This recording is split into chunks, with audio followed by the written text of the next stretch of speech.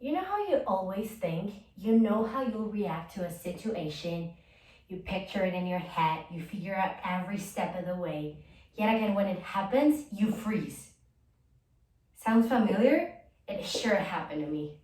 Security is something we all wish to have every day, everywhere, at any time. But in the last few years, and particularly here in Mexico, security has vanished, and now more than ever, we need to be precautious and alert, which sucks, but it's just the way it is. So it's 4 p.m., warm day, typical Tuesday. I had just gotten out of cheerleading practice. My mom picked me up and she asked me if I wanted to go get a cupcake or something, and I was like, yay, let's go. So on our way home, we stop at Marisa, and I start looking at all the sweets to decide which one I want the most. And this weird guy enters the shop.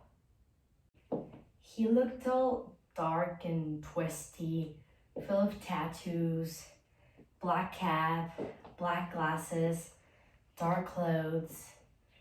And so he starts looking at cakes, and I was like, well, maybe he's just weird looking, that's all.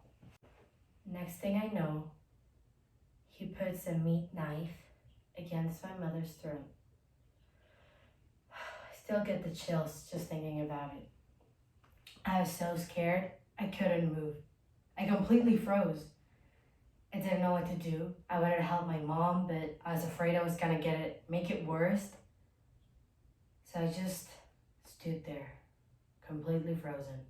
So this guy takes my mom's wallet and phone and locks us up in the bathroom. And the lady that was working at Marisa is also locked up in the bathroom with us, and as scared as we are. But luckily, at the shop's bathroom, they had an emergency button, which you could press in case of an emergency, and the police and an ambulance will get to the store as soon as they could. I couldn't stop crying. I literally could not get myself to stop crying. I was so scared, I was in shock. And this guy kept banging and banging the door, yelling, if you don't stop crying, I'll kill you, I'll kill all of you. And he kept banging and banging and yelling and yelling. And my mom covered my mouth as hard as she could.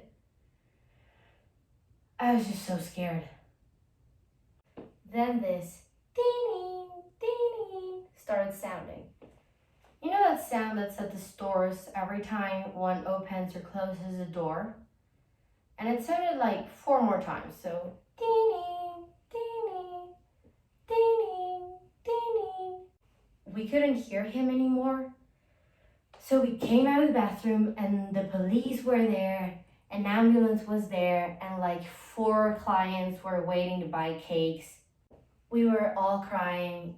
I couldn't stop shaking. So they took me to the hospital to give me some medication for the shock my body was in and to calm me down. Today, after 7 years of the incident, I still get the chills every time I go by.